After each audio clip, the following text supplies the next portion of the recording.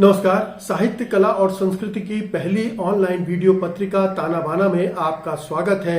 मैं हूं मुकेश कुमार। दोस्तों, देश और दुनिया में ऐसी बहुत सारी शक्तियां हैं जो संस्कृति और सभ्यता के टकराव को बढ़ावा दे रही हैं ताकि अपने राजनीतिक आर्थिक वर्चस्व को मजबूत कर सकें। खतरनाक बात यह है कि ये विनाशकारी एजेंडा आम लोगों के दिलो दिमाग पर भी हावी होता जा रहा है और वे सांस्कृतिक विविधता के महत्व को समझे बिना उसे नष्ट करने पर आमादा हो रहे हैं। जाहिर है, इससे मानवता के लिए भारी संकट खड़ा होता दिख रहा है। इस भय को आपसे साझा करते हुए पेश है आज का ताना बाना। ताना बाना में आज आप देखेंगे हिंदी साहित्यिक पत्रकारिता की दरिद्रता पर एक बहस में हिस्सा ले रहे हैं मधुसूदन आनंद और गीता श्री। वरिष्ठ कवि अशोक वाजपेयी अपने स्तंभ दूसरी आवाज में बात करेंगे पड़ोसी देशों में रचे जा रहे साहित्य की उपेक्षा की। चंदन पांडे के उपन्यास कीर्तिगान पर चर्चा होगी प्रोफेसर अपूर्वा नंद के साथ। और अंत में लेखक एवं पत्रकार प्रियदर्शन बताएंगे नोबेल पुरस्कार विजेता जुजे सारामागो के चर्चित उपन्यास ब्लाइंडनेस के बारे में। दोस्तों, हिंदी में पत्र पत्रिकाएं तो बहुत हैं, लेकिन हिंदी की साहित्यिक पत्रकारिता का कहीं अता पता नहीं मिलता है। अगर वो कहीं होगी भी तो बहुत ही जीर्ण शीर्ण हालत में। यही वजह है कि अगर हमें 5 बड़े साहित्यिक पत्रकारों के नाम गिनाने हो तो वो असंभव हो जाएगा। ऐसा क्यों है? क्या हिंदी जगत साहित्यिक पत्रकारिता के महत्व को नहीं जानता और इसे पालने पोसने की जरूरत महसूस नहीं करता? आज की बहस इसी मुद्दे पर केंद्रित है और इसमें हिस्सा लेने के लिए हमारे साथ हैं कई महत्वपूर्ण पत्र पत्रिकाओं के संपादक रह चुके मधुसूदन आनंद और पत्रकार एवं कथाकार गीता श्री।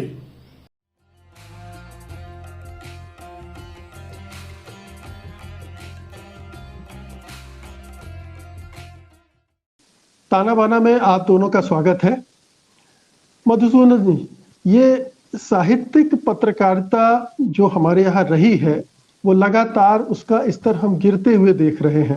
पहले भी कोई, मैं नहीं समझता हूँ कि बहुत आदर्श स्थिति थी, लेकिन हाल के वर्षों में वो दरिद्र से दरिद्रतर होती जा रही है। आप इसको लेकर क्या सोचते हैं? हिंदी साहित्य को जिस तरह से मीडिया में प्रस्तुत किया जाना चाहिए, जिस तरह से उसकी रिपोर्टिंग होनी चाहिए, ऐसा नहीं हो पाता है। इसकी क्या वजह मानते हैं? देखिए, 2 बातें हैं। एक तो ये कि साहित्य की पत्रकारिता है वो उसका बहुत ही रिच ट्रेडिशन हमारे यहाँ रहा है और हमारे जो पहले आधुनिक कवि हैं हरिश्चंद्र, तो उन्होंने भारतेंदु हरिश्चंद्र, उनका तो काम ही मतलब वो उन्होंने पत्र को ही, अपने साहित्यिक पत्र को ही के जरिए ही खड़ी बोली को लागू किया, एक तरह से उसका प्रचार प्रसार किया। उसके बाद भी जो लोग आए, किसी ने व्याकरण की दृष्टि से भाषा को ठीक किया, किसी ने कंटेंट की दृष्टि से किया, लेकिन लगातार एक सिलसिला आप देखेंगे और जो कि बहुत ही सकारात्मक भूमिका मानी जाएगी साहित्य की पत्रकारिता की। अब सवाल ये है कि देखिए, साहित्य की पत्रकारिता को हम दोष दें उससे पहले हम ये विचार ना करें। मैं खुद भी 2-2, 3-3 अखबारों का संपादक रहा हूँ और मैंने खुद देखा है कि हमारे समय भी लोग थोड़े, क्योंकि हम राजेंद्र माथुर और प्रभाष जोशी के बाद आए थे, तो थोड़े प्रश्न चिन्ह हमारे पर भी लगाते थे, लेकिन फिर भी कोई हमें इस तरह से हमें एक तरह की उपेक्षा नहीं सहनी पड़ी। लेकिन जो आज है, किस तरह के पत्रकार आ गए हैं, ना उनके पास भाषा है, ना उनके पास कोई विजन है, और सारे अखबारों का और चैनलों पर जो लोग हिंदी के पत्रकारिता कर रहे हैं या हिंदी के पत्रकारिता से संबंधित चीज़ों को बढ़ा रहे हैं, उनका क्या स्तर है, ये देख के बहुत ही दुख होता है। तो पत्रकारिता ऐसा खुद बहुत डूबी है और उसके साथ साथ हिंदी पत्रकारिता भी, अगर उसको हम साहित्य के बजाय जनरल पेपर्स में, दैनिक पत्रों में, मासिक पत्रों में देखें तो वो उसका लगातार एक तरह से गिरता हुआ रूप ही आपको दिखाई देगा। अब देखिए, मालिक इतना समझदार हो गया है या कितना उसकी प्रतिबद्धताएं कितनी कम हो गई हैं कि जो साहित्यिक पत्रिकाएं थी, जिन्होंने जिंदगी में संस्कार दिए, जिन्होंने और जो आज़ादी के आंदोलन के जो मूल्य थे, वो मूल्य लेकर चलने वाले लोग थे।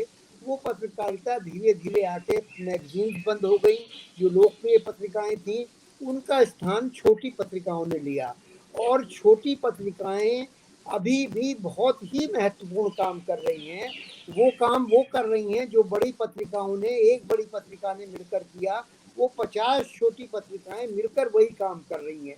हालांकि ये है कि अब हमारे यहाँ बड़ी दरिद्रता हर तरह से है, हर तरह से हम उत्तर भारत के लोग बहुत ही दरिद्र हैं और पिछड़े हुए हैं हर चीज़ में, कि हमारे पास ना अच्छा पढ़ने के लिए मैटर उपलब्ध होता मधुसूदन है। जी, हम, हाँ, हम, मधुसूदन जी, जी, दो चीजें मैं यहाँ एक आपको रोक रहा हूँ। एक तो यह है कि जो साहित्यकार साहित्यिक पत्रिकाएं निकाल रहे हैं, साहित्य से जुड़ा काम कर रहे हैं, वो एक अलग बात। लेकिन जी, उस साहित्य की कोई पत्रकार उसको रिपोर्ट कर रहा है, साहित्यिक घटनाओं की, साहित्यिक हलचलों की। मतलब किसी को पुरस्कार मिल जाता है तब रिपोर्ट हो जाता है, किसी का देहांत हो गया तो रिपोर्ट हो जाएगा। इसके अलावा कोई घटनाएं साहित्यिक दुनिया में हमें दिखती नहीं है, मतलब हमें हमारे पत्रकार बताते नहीं है। और उस तरह से अगर आप देखें तो साहित्यिक पत्रकार हमारे पास कितने हैं, हम नाम नहीं गिना सकते कि ये 4 साहित्यिक अच्छे पत्रकार हैं। जी। देखिए देखिए मैं इसी बात को पहली बात से जोड़ना चाहूँगा कि पत्रकारिता का स्तर ही बहुत गिर गया है। अब वो कंसर्न ही नहीं है अच्छे मूल्यों के प्रति, अच्छे साहित्य के प्रति। पूरा कंसर्न ये है कि मालिक ये देखता है कि बैलेंस शीट कहाँ जा रही है मेरी। वो कहते भी हैं इस बात को, बैलेंस शीट से मतलब है, हमें कुछ मतलब नहीं।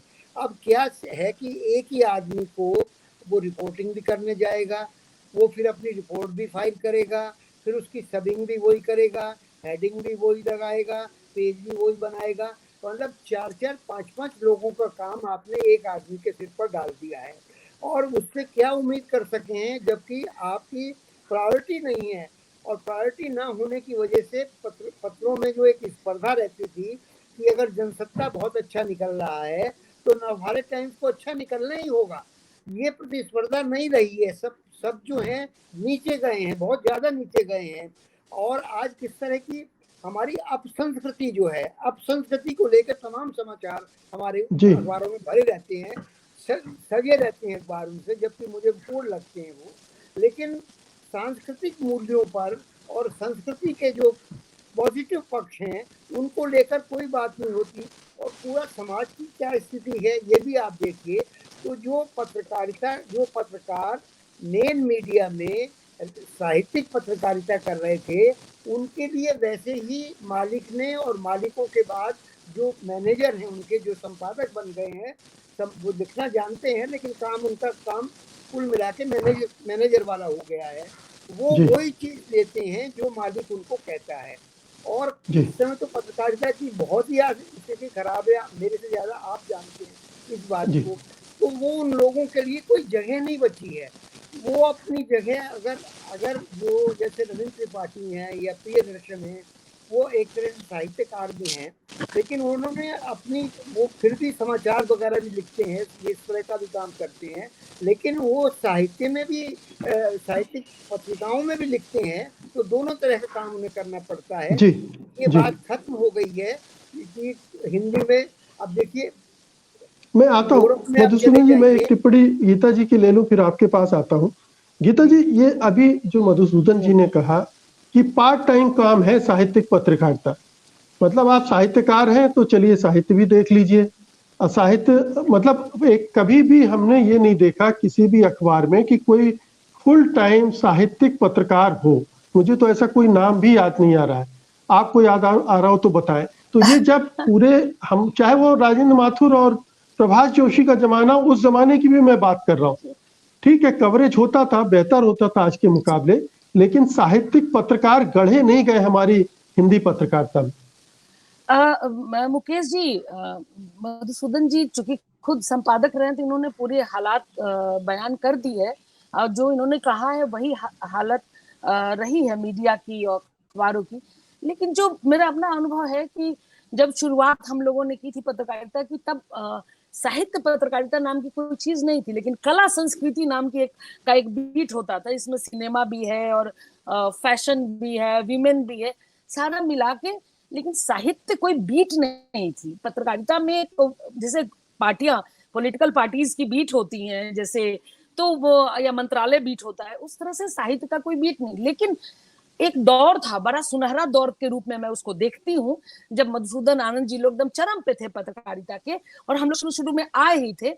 उसी समय इन्हीं लोगों ने जब इन लोगों के हाथ में पेजेस आए, परवेज अहमद जी आ जाते तो मैं उनके सामने कुछ उनकी तारीफ करती, और आनंद जी, इन लोगों ने अखबार के एक एक पेज सुरक्षित रखे। इसका काम वो किसी अपने हाँ, ये बात थी कि ये लोग ये काम अपने रिपोर्टर को नहीं सौंपते थे, क्योंकि ये सेकंड ग्रेड रिपोर्टिंग थी। तो ये काम फ्रीलांसर को सौंपते थे। ये जो सचमुच की साहित्यिक पत्रकारिता और सांस्कृतिक पत्रकारिता थी, ये फ्रीलांसर करते थे, इनके स्टाफ नहीं करते थे, इनके रिपोर्टर नहीं। इनके रिपोर्टर चूंकि लिमिटेड होते, रिसोर्सेज लिमिटेड, और उनको अलग अलग काम दिया गया था, लोग कम थे। तो ये जो साहित्यिक पत्रकारिता थी, इसको सबसे बेहतर तरीके से अगर संभाला तो स्वतंत्र पत्रकारों ने, और जिनके हाथ में पेजेस आए, चाहे एडिट पेज हो चाहे फीचर पेजेस, उसके जो प्रभारी रहे, उन्होंने अच्छे से उस दौर में इसको जिंदा रखा। मुझे याद है कि कमलेश्वर या राजेंद्र यादव या नंदन जी का आलेख जब आता था, तो आपस में इन लोगों की बयानबाजी होती थी। नामवर सिंह की बयानबाजी, राजेंद्र यादव की। तो हर दिन मैं अखबार में, मैं नई नई दिल्ली आई थी, और मैं साहित्यिक पत्रकारिता नहीं करती थी, लेकिन मेरी दिलचस्पी इसलिए होती थी कि डेली इन लोगों का विवादास्पद बयान आता था। आज राजेंद्र यादव ने कुछ कहा तो कल नामवर सिंह उसकी काट करते थे। तो कोई ना कोई संवाददाता, जो लोकल संवाददाता होता था, इन लोग से संपर्क करके खबरें बनाता था। तो एक तरह से साहित्यिक माहौल उस समय तक जिंदा था। धीरे धीरे जब स्पेस कम हुए, साहित्य का महत्व घटा और कला और संस्कृति की जगह कम हुई, बल्कि मेरे देखते देखते, हम लोग जहां काम करते थे मुकेश जी, हमारे देखते देखते साहित्यिक चीजें बंद होनी शुरू हो गई। जैसे जब हम लोगों ने शुरुआत की, तो समीक्षा का कॉलम भी है और दूसरा पहलू कॉलम भी है और कहानी है, कविता है, इस तरह की चीजें थी। देखते देखते एक पाठक सर्वे नाम की एक चीज होती है जो बहुत बुरी होती है। देखते देखते पाठकों ने कहा समीक्षा नहीं पसंद, तो समीक्षाएं बंद हो गई। अब आप देखें, उसको धीरे धीरे कहानी के पेजेस कम होने लगे। साहित्यिक खबरों के लिए जो मुख्य अखबार है, उसमें कभी जगह रही नहीं, जगह बनाई गई। वो परवेज अहमद, मधुसूदन आनंद, विनोद भारद्वाज जैसे जो फीचर प्रभारी रहे बड़े बड़े अखबारों में, इन लोगों ने जगह बनाई। प्रयाग शुक्ला, निर्मलेंदु सहाय, इस तरह के पत्रकार थे सीनियर। आलोक मेहता ने भी बहुत हद तक जगह बनाई, विष्णु नागर ने बनाई। लेकिन ये पूरी की पूरी पीढ़ी अब पत्रकारिता से बाहर है, ये सब साहित्य में है। इनके बाद की जो पीढ़ी थी वो हम लोग थे, हम लोग भी सब बाहर हो गए। उसके बाद साहित्यिक पत्रकारिता अगर कहते हैं किसी को, तो वो लघु पत्रिकाओं में शिफ्ट हो गई, और मैं उसको साहित्यिक पत्रकारिता नहीं मानती हूँ।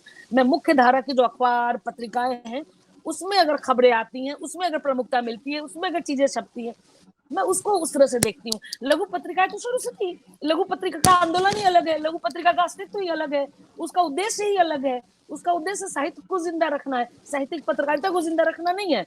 और कविता कहानी कभी भी साहित्यिक पत्रकारिता हो नहीं सकती।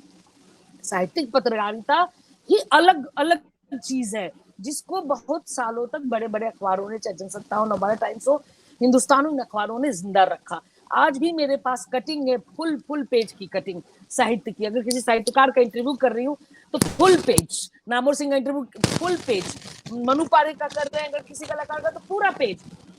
वो दौर था, वो मैं उसको सुनहरे दौर के तौर पर देखती हूँ। लेकिन ना वो लोग रहे, ना वो अखबार रहे, ना वो समय रहा, ना साहित्य सेंसिटिव टाइम रहा। लोगों की प्रायोरिटी बदल गई, लोगों की पसंद बदल गई, और एक अलग अलग तरह का माहौल आप इस समय देख रहे हैं, जिसमें सबसे अधिक नष्ट हुआ है, मृत्यु हुई है तो साहित्य पत्रकारिता। मुकेश जी, मधुसूदन जी, दो चीजें हैं। एक तो जो पार्ट टाइमर की बात हुई वो हुई। मुझे ये भी लगता है कि हमने हिंदी पत्रकारिता में कभी भी साहित्यिक पत्रकारिता की विधा को एक विशेषज्ञता की विधा नहीं माना, इसे एक सामान्य चीज मान ली, सामान्य बीट मान लिया, पार्ट टाइमर और एक किसी अखबार में किसी कोने की रिक्वायरमेंट है, उस तरह से देखा है इसको। और ना ही इस तरह की कोई कुशलता पत्रकारों को देने की कोशिश हुई। जो बड़े बड़े साहित्य के संगठन हैं, साहित्य अकादमी है वगैरह वगैरह, मुझे ये मेरी जानकारी में नहीं है कि कभी उन्होंने साहित्यिक पत्रकारिता के लिए कोई वर्कशॉप कराई हो, कि पत्रकारों को साहित्य की कैसे कवरेज करना है इसकी कोई ट्रेनिंग दी गई। ऐसा है कि मैं जैसा कह रहा हूँ आपसे कि ये दौर ही बहुत खराब है। ऐसा नहीं है कि साहित्यकार कोई, हिंदी में तो कम से कम जो जो साहित्यिक पत्रकार, जो पत्रकार पहले साहित्यकार थे, उन्होंने जो अखबार निकाले वो ज़्यादा चर्चित हुए और ज़्यादा प्रामाणिक बने। ये बात निश्चित रूप से, या उनके जो सांस्कृतिक संस्कार रहे उसके वजह से, चाहे वो जनसत्ता हो या नवभारत टाइम्स हो, ये सही है कि उस तरह का अलग से कोई बीट साहित्य की नहीं हुई। लेकिन दिनमान ने एक जमाने में ये काम किया, धर्मवीर भारती ने धर्मयुग में ये एक तरह का काम किया। जगह जगह जो उन्होंने अपने लेखक बनाए, स्ट्रिंगर बनाए, वो अच्छी उन्होंने सांस्कृतिक रिपोर्टिंग की और उसमें साहित्य की भी चीज़ें आई और कई बार तो कंट्रोवर्सी वहाँ से शुरू हुई। लेकिन ये है कि अब जो स्कूल आए बाद में, मैं बड़ा सम्मान करता हूँ एसपी सिंह का, लेकिन एसपी सिंह ये कहते थे कि अगर साहित्यकार संपादक है तो उस अखबार का बेड़ा गर्क होना तय है। और उनको, अभी मैं कहीं पढ़ रहा था कि उनकी अगेज से कहीं किसी एयरपोर्ट पर मुलाकात हुई, दोनों बैठे और वो अपनी सी बात पर अड़े रहे और अगेज जी अपनी बात पर अड़े रहे, जिन्होंने दिनमान जैसा कम साधनों में पत्रिका निकाली थी। तो उन्होंने यही कहा कि ये, अब आप देखिए हेमिंग्वे, वो क्या थे और क्या उन्होंने साहित्य लिखा है। फिर पत्रकार थे बेसिकली। दुनिया का पूरा आप इतिहास देख लीजिए तो 20 केसेस आपको ऐसे मिल जाएंगे कि पत्रकारों ने बहुत बड़ा काम साहित्य के लिए किया है, क्योंकि इनके बीच में जो विभाजक रेखा है वो बहुत ही महीन है। वो तो कभी दिखती है, कभी नहीं भी दिखती है। कई बार, जैसे आपने अभी नाम लिया, कई बार जो है कोई रिपोर्ट लिखता है तो उस रिपोर्ट में आपको साहित्य का सा मजा आता है अभी भी, और मतलब कुछ साल पहले तक भी वो, उनका साहित्य से कोई मतलब नहीं, लेकिन उनमें इतनी रचनात्मकता थी उनमें कि वो ऐसा लिखते थे कि लोग दंग रह जाते थे।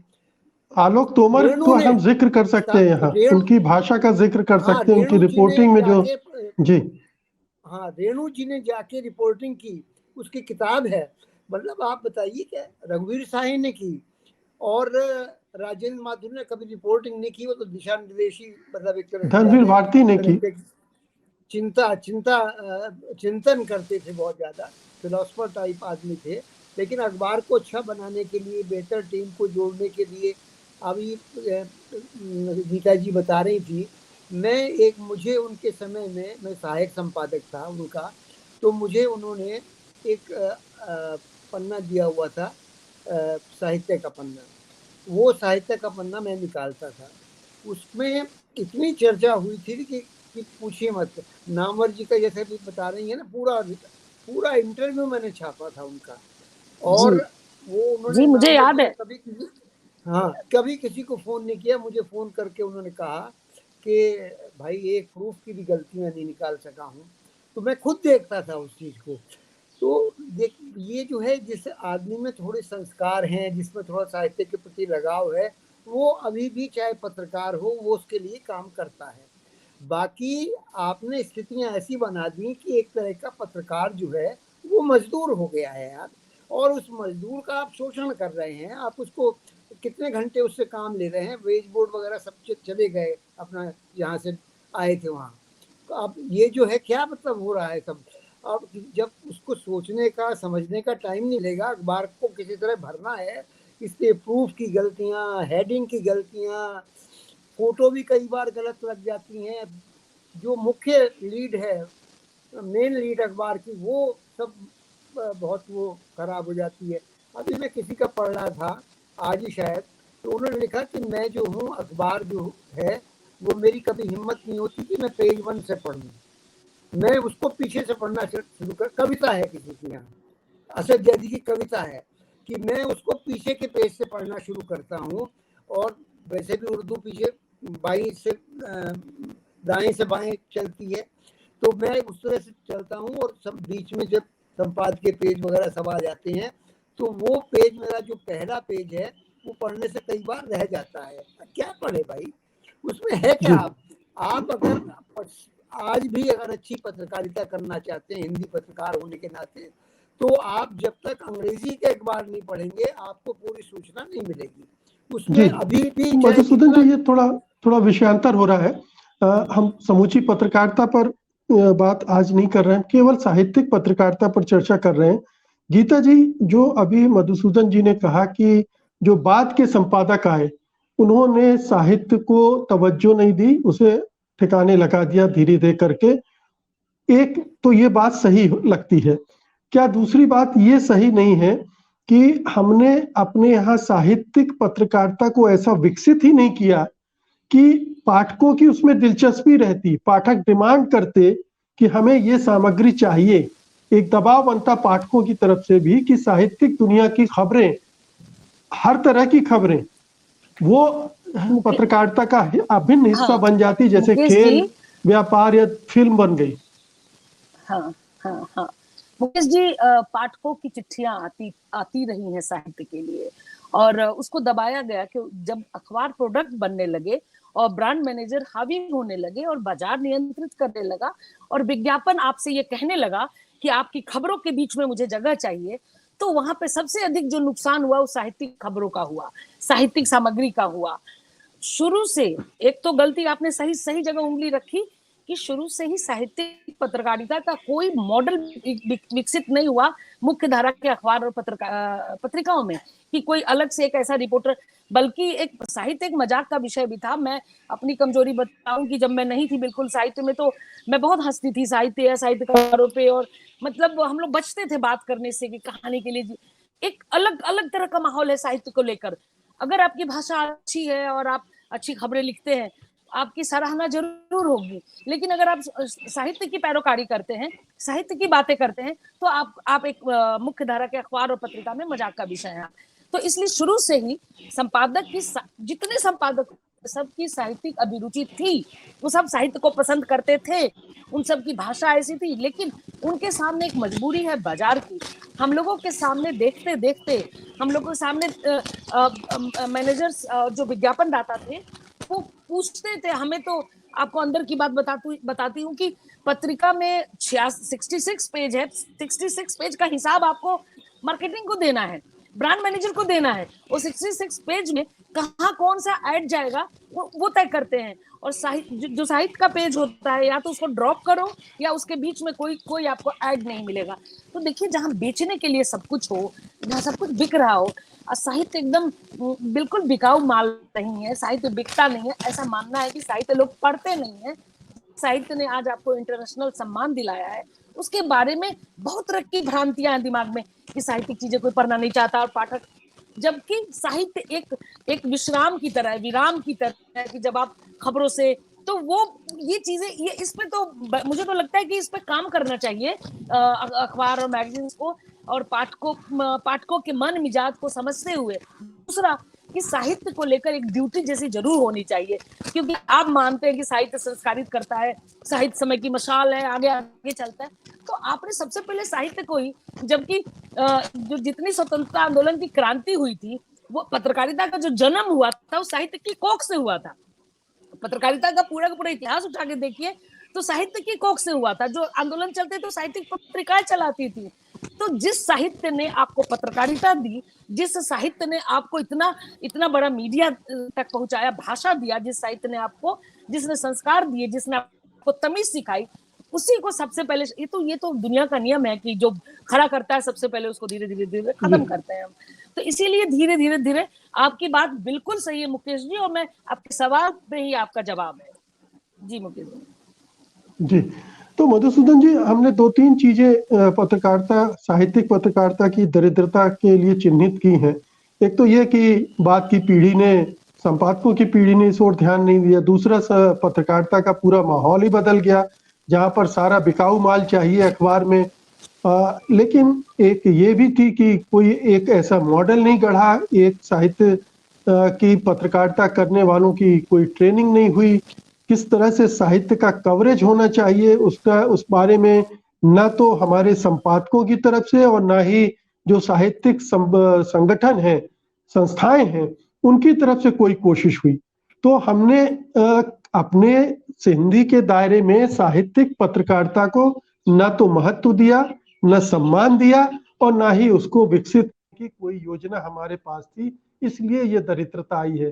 क्या आप इससे सहमत हैं, इस निष्कर्ष से? देखिए, दरिद्रता तो आई है, इसमें कोई शक नहीं है, लेकिन ये भाषा पर और हिंदी भाषियों का को भी अपने अंदर झांकना पड़ेगा। आप देखिए कि साहित्यिक पत्रकारिता जो उड़िया की है या मराठी भाषा की है और या बंगाली भाषा की है और इवन मलयालम की है, इसमें ये समाचार छपते हैं और जब भी बड़ी घटनाएं होती हैं उनके रिपोर्टर सक्रिय हो जाते हैं और बड़ा अच्छा रिपोर्टिंग करते हैं।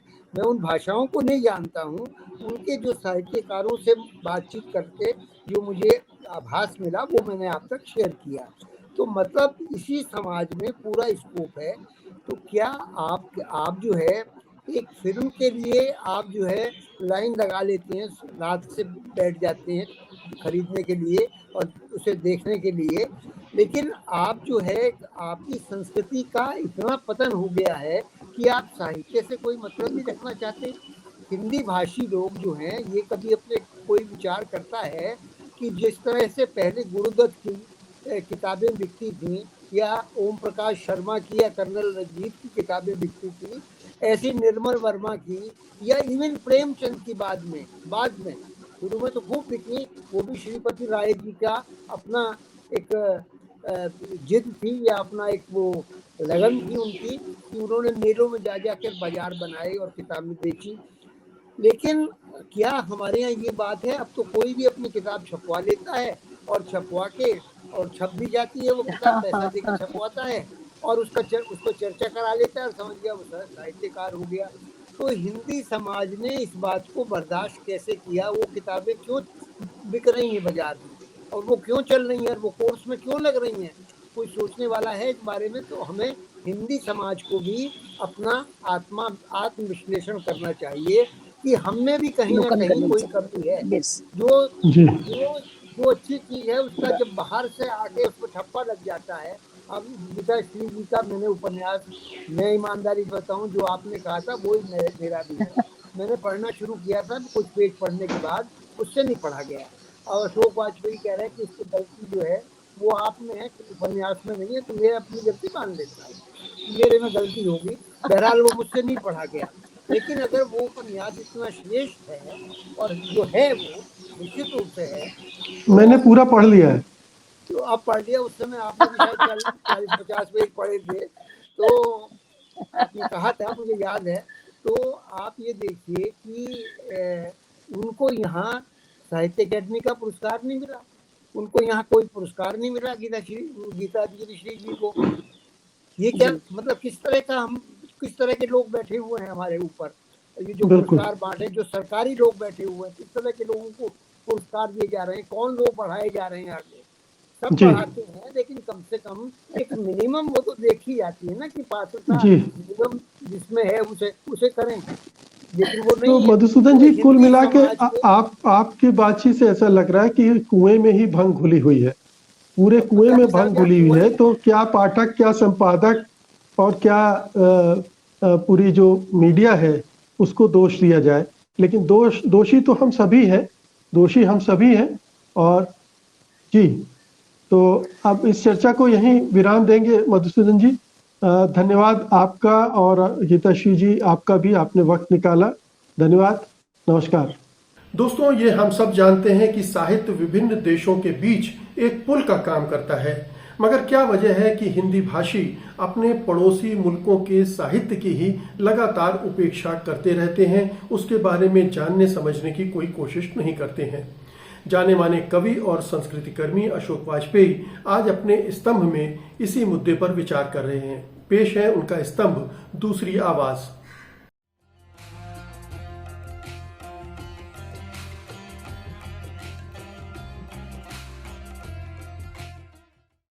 नमस्कार। दूसरी आवाज में आज मैं हमारी पड़ोसी देशों के बारे में जानकारी, खासकर उनके साहित्य के बारे में हमारी जिज्ञासा कितनी कम और क्षीण है, इस ओर संकेत करना चाहता हूँ। अभी हाल में आपने देखा कि सत्तारूढ़ पार्टी के दो राष्ट्रीय प्रवक्ताओं के बेहद आपत्तिजनक इस्लाम विरोधी वक्तव्यों ने हमारे कई पड़ोसी मुसलमान मुल्कों में खलबली मचा दी और ये तक हुआ कि भारत सरकार को झुकना पड़ा, अपनी तथाकथित धर्मनिरपेक्षता का बखान करना पड़ा और इन दो राष्ट्रीय प्रवक्ताओं को न केवल उनके काम से बल्कि सत्तारूढ़ पार्टी की प्राथमिक सदस्यता से ही मुअत्तल कर दिया गया। अब सवाल ये उठता है कि हम इन देशों फारसी और अरबी भाषाओं को बोलने वाले देशों के बारे में, खासकर उनके साहित्य के बारे में कितना जानते हैं और क्यों नहीं जानते। ईरान के बारे में उनकी कुछ फिल्मों ने विश्वव्यापी प्रभाव पैदा किया है, तो हम ईरान की फिल्मों के बारे में जानते हैं और उनके जो पुराने क्लासिकल कवि थे, मसलन रूमी, हाफिज, इन सब के बारे में भी जानते हैं। लेकिन आज की ईरानी कविता में क्या हो रहा है, आज की ईरानी साहित्य में क्या हो रहा है, इसका कितना कम ज्ञान हमें है और इस कमी का कोई खास तीखा या गहरा एहसास हमें नहीं है। जबकि तथ्य तो ये है कि 19वीं शताब्दी में भारत में 2000 से अधिक पुस्तकें फारसी में प्रकाशित हुई। ये संख्या से कहीं बड़ी है जिसमें ईरान में प्रकाशित होने वाली फारसी पुस्तकों की संख्या कम थी। यानी भारत में अधिक पुस्तकें प्रकाशित हुई फारसी में। ये 19वीं सदी में हुआ, लेकिन उसके बाद धीरे धीरे, और हमारे यहाँ जो अरबी फारसी के विभाग थे कुछ विश्वविद्यालयों में, बहुत ही क्षीण हो गए, कमजोर हो गए और कई जगह तो बंद भी हो गए। तो हमें फिलिस्तीन को लेकर, चूंकि हमारे यहाँ व्यापक सहानुभूति फिलिस्तीनों से थी, तो हमने उनके कुछ बड़े कवियों को जाना, जैसे महमूद दरवेश। लेकिन कुवैत, सऊदी अरबिया, ऐसे देशों के बारे में हमारी जानकारी बहुत कम है। ये कहने का एक प्रसंग इस बात से था कि अभी हाल में कवि पत्रकार निधीश त्यागी ने एक अरबी कवियत्री की लंबी कविता का बहुत अच्छा अनुवाद समालोचन पत्रिका में प्रकाशित किया।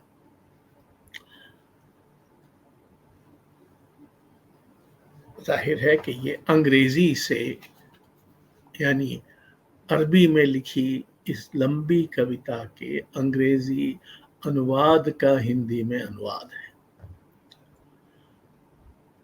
तो अनुवाद की इतनी तह पार करने के बाद भी इस कविता में इतना आवेग और इतनी मार्मिकता है, और उसमें जो दैनिक जीवन है और जो जंग का खतरा, बर्बादी है, उनको ऐसे जोड़ा गया है कि मुझे याद नहीं आता कि हाल के वर्षों में हमने कभी ऐसा किसी और कविता में देखा हो।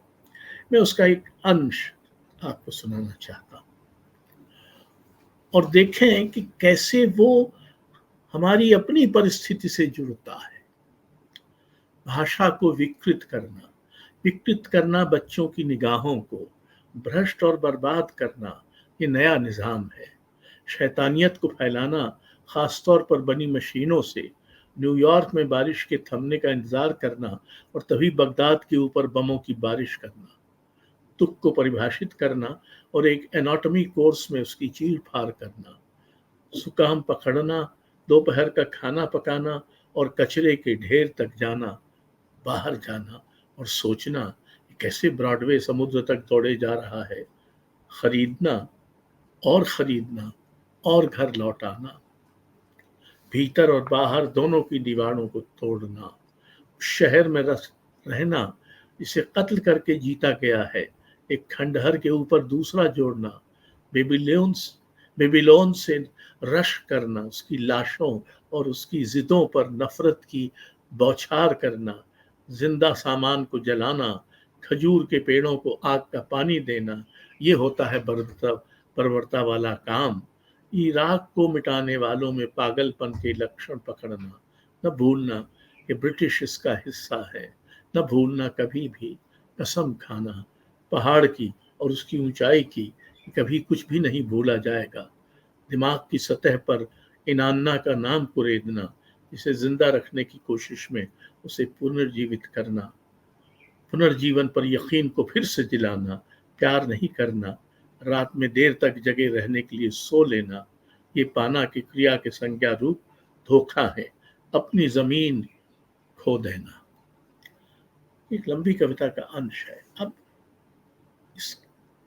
इसकी कई अंतर ध्वनियां हमको अपने यहाँ के लिए बहुत प्रासंगिक लगती हैं, और इसलिए और भी जरूरी है कि हम जाने कि जो लोग हमारी कुछ हरकतों से इस कदर विचलित हो जाते हैं कि वो हमारा सामान, हमसे व्यापार करना बंद करना या बंद करने की धमकी देते हैं, उन देशों की मानवीयता और उन देशों की जो मानसिकता है वो किस स्तर की है, क्यों है।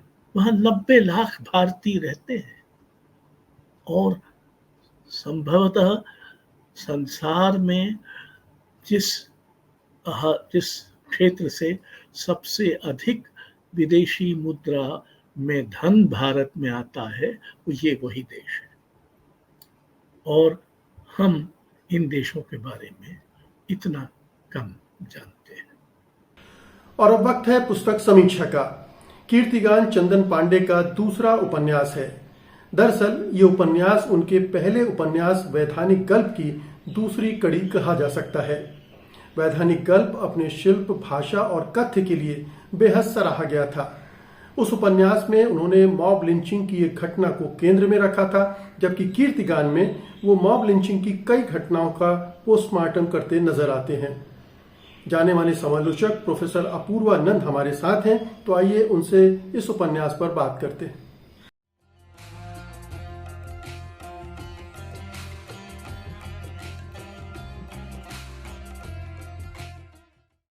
ताना बाना में आपका स्वागत है अपूर्वानंद जी। नमस्कार। नमस्कार।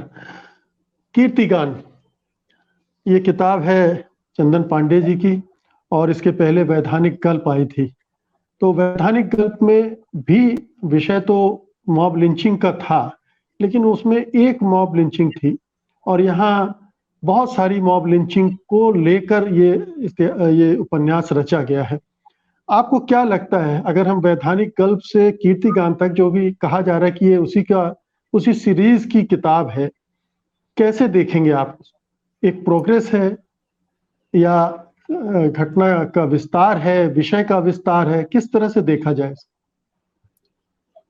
मुकेश जी, बिल्कुल इत्तेफाक की बात है और कि मैंने वैधानिक गल्प पढ़ा नहीं है, इसलिए वैधानिक गल्प से इसकी तुलना मैं नहीं कर सकता। लेकिन मैंने वैधानिक गल्प की चर्चा बहुत सुनी थी और मुझे थोड़ी सी आशंका वैसी पुस्तकों से हो जाती है जो तुरंत जो कुछ घट रहा है उस पर लिखी जा रही हैं, और ख़ासकर अगर कविता है या उपन्यास है तो मुझे उसको पढ़ने में संकोच होता है, क्योंकि घटना ख़ासकर मॉब लिंचिंग जिसे हम कहते हैं, पीट कर मार दिए जाने की घटना, जो पिछले 8 वर्षों में मुसलमानों के साथ होती रही है इस देश में। चूँकि उन घटनाओं से इतनी गहरी वाबस्तगी रही है और इस तरह की जानकारी रही है, और उनमें शामिल जो लोग हैं जो उसके शिकार हुए हैं, कि उनके बारे में कोई कथा या कविता हो तो वह कैसी होगी, यह सोच कर ही एक संकोच पैदा होता है। लेकिन वैधानिक गल्प की बहुत प्रशंसा की गई है और वह उचित ही होगी। कीर्तिगान, चूंकि उसी श्रृंखला में कहा जा रहा है कि एक दूसरा उपन्यास है, तो उसको मैंने उन प्रशंसाओं के आलोक में भी पढ़ना शुरू किया। आप ये कह सकते हैं कि वो प्रशंसाएं कहीं पृष्ठभूमि में थी वैधानिक गल्प की, लेकिन जब मैंने कीर्तिगान को पढ़ा तो मेरी प्रतिक्रिया निराशा की थी, इसलिए कि यह उपन्यास नहीं बन पाया। तो यह कहा जा सकता है कि उपन्यासकार की सदिच्छा थी, सदाशयता थी, और उन्होंने जो विषय चुना वह राजनीतिक रूप से बहुत ज़रूरी विषय था। राजनीतिक, सामाजिक, सांस्कृतिक तीनों दृष्टियों से बहुत ज़रूरी विषय था, लेकिन उसके साथ जो अपेक्षित औपन्यासिक संलग्नता चाहिए थी, यानी आप किसी विषय को एक औपन्यासिक विषय में बदल दें, इसके लिए जो तैयारी चाहिए वह इसमें नहीं दिखाई पड़ी, और वह किसी भी स्तर पर नहीं। इससे मुझको गहरी निराशा हुई, भाषा के स्तर पर, कथा विन्यास के स्तर पर, पात्र निर्माण के स्तर पर, संवाद योजना के स्तर पर, वर्णन के स्तर पर, कहीं भी नहीं। तो अगर आप मुझसे पूछें तो मैं कहूँगा कि यह उपन्यास अपने वायदे को पूरा करने में से चूक गया है, बावजूद इच्छा के। और दूसरे कि इसका विषय, इस पर हम लोग आगे बात कर सकते हैं, इसका विषय दरअसल मॉब लिंचिंग है भी नहीं, इसका विषय कुछ और है, और उस पर हम बात कर सकते हैं। जी, क्योंकि वैधानिक गल्प मैंने पढ़ा है और मुझे उपन्यास वो अच्छा भी लगा था, और उसमें उस तरह से प्रेडिक्टेबिलिटी नहीं थी जैसे इसमें है। उसमें आप पढ़ते हैं तो एक कथा का रस मिलता है और आप पढ़ते जाते हैं, और फिर बाद में आप उस घटना से जुड़ते जाते हैं, और वो काफ़ी स्वाभाविक ढंग से उपन्यास आगे बढ़ता है। यहाँ पर जैसा आपने कहा कि ये योजनाबद्ध तरीके से लिखा गया उपन्यास लगता है, और एक अखबार के दफ्तर में एक प्रोजेक्ट है जिसको लेकर एक अंदर की राजनीति भी है, और ये भी साबित करने की कोशिश है कि हम एक बड़ा काम कर रहे हैं। शिकागो टाइम्स का उदाहरण भी देते हैं, और बहुत सारे थोड़ा सा रिसर्च भी इसमें नजर आता है। इतनी सारी मॉब लिंचिंग हुई है, जो तबरेज है, पहलू खान है, जुनैद है, इन सब का जिक्र आता है। लेकिन जो जैसा आपने कहा कि एक उपन्यास पढ़ने का जो आनंद है वो इसमें कहीं नहीं दिखता। एक बहुत ही ड्राई किस्म की भाषा भी है और उसके कहने का अंदाज भी लगा। जी हाँ, मैं ये कहूँगा कि एक तो हम अगर विषय वस्तु की बात करें तो यह दरअसल उस न्यूज़ रूम की कहानी है। उस न्यूज़ रूम की कहानी जिसमें 2 पत्रकार हैं जो एक परियोजना में शामिल है, जो उस अखबार की परियोजना है, और वह है जिसे आजकल हिंदुस्तान में हेट क्राइम ट्रैकिंग कहा जाता है। तो हिंदुस्तान टाइम्स ने भी किया, क्विंट ने भी किया, और कई प्लेटफॉर्म्स कर रहे हैं, और हमको पता है कि हिंदुस्तान टाइम्स को उसे ख़त्म करना पड़ा दबाव के चलते। उसने हटा लिया अपने वेबसाइट से, लेकिन क्विंट और दूसरे प्लेटफॉर्म्स, अब आर्टिकल 14 को अगर आप उठा के देख लें तो आर्टिकल 14 लगातार एक तरह से निगाह रखता है और वह लंबे ब्यौरे छापता है, बहुत लंबे ब्यौरे, बल्कि अगर उन ब्यौरों को आप पढ़ेंगे, वायर में जैसे ब्यौरे हैं या स्क्रोल में जैसे ब्यौरे हैं या आर्टिकल 14 में हैं या कारवान में, तो वे ब्यौरे अधिक तीव्रता लिए हुए हैं। और यह कहानी, जैसा मैंने कहा, कि यह न्यूज़ रूम की है और उन दो पत्रकारों की है जो इस काम में लगे हुए हैं और उन दो पत्रकारों के बीच के रिश्ते की है। तो यह मॉब लिंचिंग की भी कहानी नहीं रह जाती है। मॉब लिंचिंग इसमें उपलक्ष्य हो जाता है। जो लक्ष्य है वह दरअसल ये दो पत्रकार हैं और उन दोनों के बीच बनते हुए रिश्ते हैं, जिनको उपन्यासकार ने पेचीदा दिखाने की कोशिश की है, लेकिन जो कि बहुत सपाट बन जाते हैं। तो पहला भ्रम, यानी उपन्यास एक तरह से थोड़ा कंफ्यूज्ड है कि वह करना क्या चाह रहा है, और दूसरे की जिसे हम शोध कह रहे हैं, वह शोध उपन्यासकार का किया हुआ शोध नहीं लगता है, क्योंकि यह एक तरह की फेहरिस्त है, जो फेहरिस्त दी जा रही है मॉब लिंचिंग के जो शिकार हुए हैं, और उससे भी ऐसा अंदाज मिलता है जो हो सकता है कि सुनने में बुरा लगे, लेकिन कि इससे एक बहुत सतही रिश्ता है, क्योंकि आप एक सूची, एक फेहरिस्त पेश कर रहे हैं उस मॉब लिंचिंग की, और वह फेहरिस्त हम जानते हैं कि जो तथ्य संग्रह करने वाली टीमें हैं, जो जाती हैं, कितना कष्टप्रद है वह पूरा काम। जब आप मॉब लिंचिंग के शिकार लोगों से बात करते हैं या उनके परिवारों से बात करते हैं, उनके ब्यौरे इकट्ठा करते हैं, वह करना जो इकट्ठा करता है उस ब्यौरे को, उसके खुद पूरे मनोतंत्र पर कितना गहरा असर डालता है, उसको कितनी गहराई से प्रभावित करता है, यह बात हम लोग पिछले 5-6 वर्षों में देखते आए। तो थोड़ी इस बात की अपेक्षा थी कि उस मनोविज्ञान को पकड़ा जा सकेगा, लेकिन वह दुर्भाग्य से नहीं हो पाया।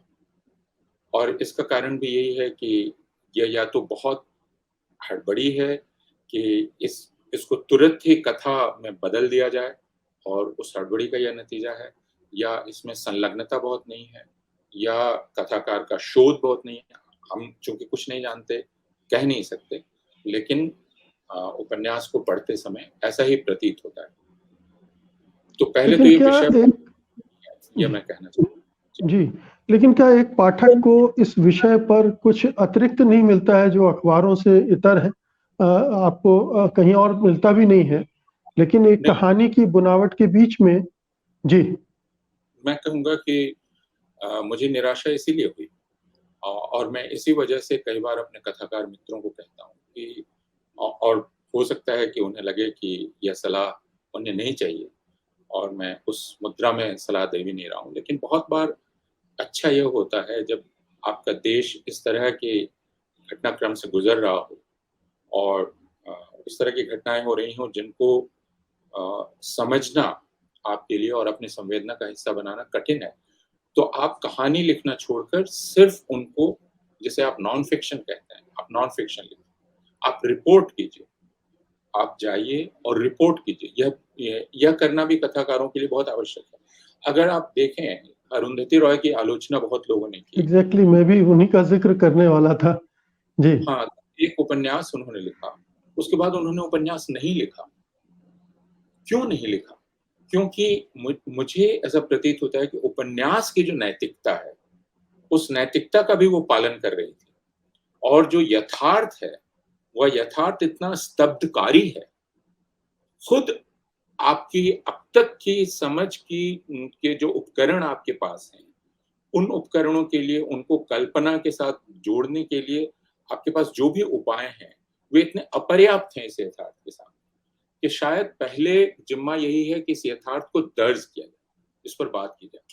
इसलिए अरुंधति रॉय को आप देखिए कि उन्होंने उपन्यास लिखने का प्रलोभन छोड़कर नॉन फिक्शन लिखा, और वो बहुत मूल्यवान नॉन फिक्शन है। अगर भारत को आपको समझना है तो अरुंधति रॉय के उस नॉन फिक्शन को, गैर कथात्मक लेखन को पढ़ना चाहिए।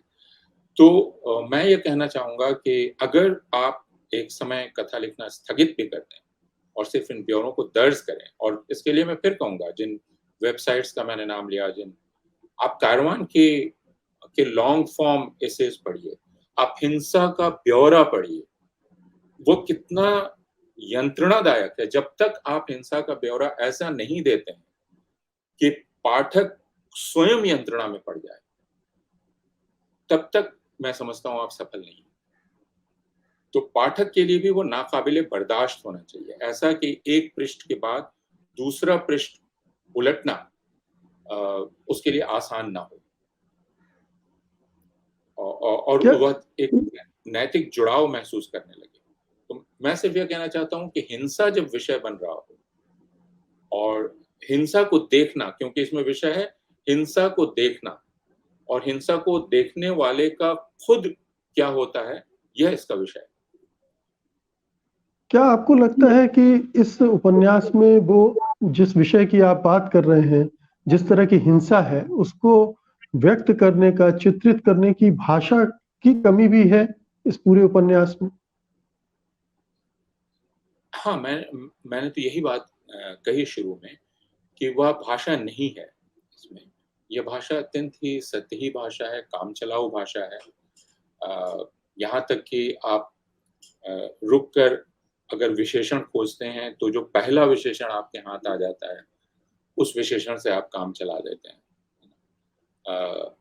ऐसी स्थितियों में जो डॉक्टर है, उसके लिए अगर आप सिर्फ बदमाश आपके पास विशेषण है, तो इसका मतलब कि बहुत ही कमजोर भाषा आपकी है, या भाषा में दार्शनिकता लाने का प्रयास है, लेकिन भाषा उसको संभाल नहीं सकती है।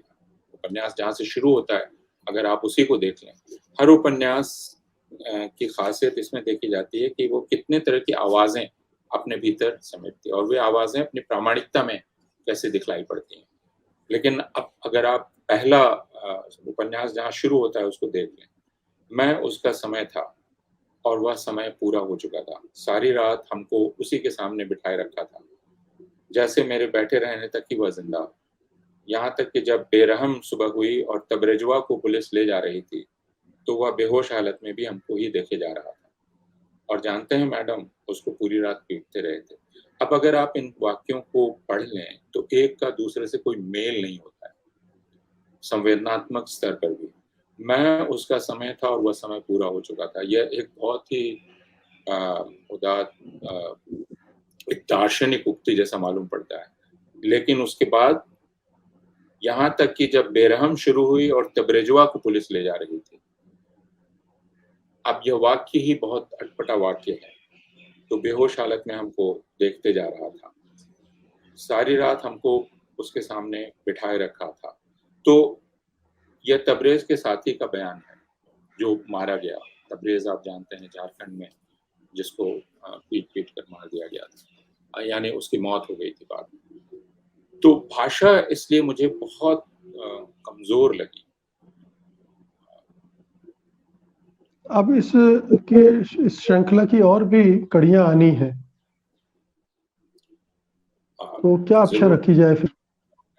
ऐसी उम्मीद करेंगे कि जो अगला उपन्यास होगा, निश्चय ही वह जो संकल्प उसका होगा उसको पूरा करेगा। जरूरी नहीं है, क्योंकि जैसे नाटक होते हैं, फिल्में होती हैं, तो उपन्यास भी एक तरह का अभ्यास ही है, और उसमें संभव है कि उपन्यासकार जो करना चाहता है वह ना कर पाया हो, और अगले उपन्यास में वह उसको पूरा कर ले। लेकिन मैं एक पाठक के तौर पर यही समझता हूँ। आज जब हम लोग बातचीत कर रहे हैं, तो इलाहाबाद में आफरीन और जावेद साहब का घर शायद तोड़ा जा रहा है, और टेलीविजन पर शायद पूरा भारत उसको देख रहा है। उसी तरह लॉकअप में लोगों को पीटा जा रहा है, और वो वीडियो प्रसारित हो रहे हैं, लोग देख रहे हैं, लोग लिख रहे हैं, बहुत अच्छा, शाबाश। तो जब हिंसा का उपभोग, हिंसा के साथ जनता का रिश्ता, और इस प्रकार का वो रिश्ता टूट गया हो कि जो हिंसा का शिकार है और जो हिंसा के दर्शक हैं, उनके बीच कोई संवेदना का पुल नहीं बचा है, तो हमारी जिम्मेदारी बहुत बढ़ जाती है। हम जो उस हिंसा को रिकॉर्ड कर रहे हैं, उस हिंसा को रिकॉर्ड करना भी एक जिम्मेदारी है। तो अगर आप द्वितीय विश्व युद्ध के पहले जो नाजी जर्मनी है, या पूर्वी यूरोप की कहानी देख लेंगे जिसमें फासिज्म के बाद लोग आते हैं, या स्टालिन के समय का सोवियत यूनियन, तो उनको रिकॉर्ड करना एक जिम्मेदारी है।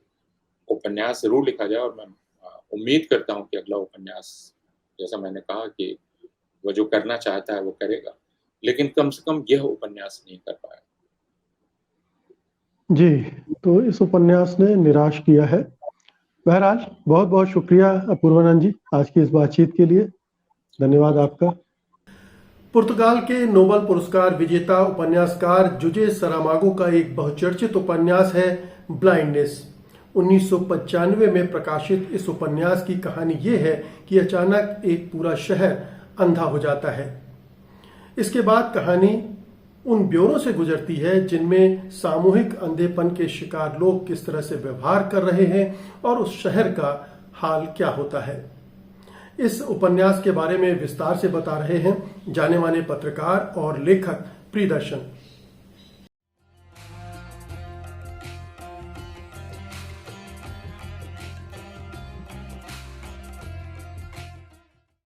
आज मैं जिस उपन्यास की चर्चा करने जा रहा हूं वो पुर्तगाली के लेखक जोसे सारामागो का उपन्यास है ब्लाइंडनेस।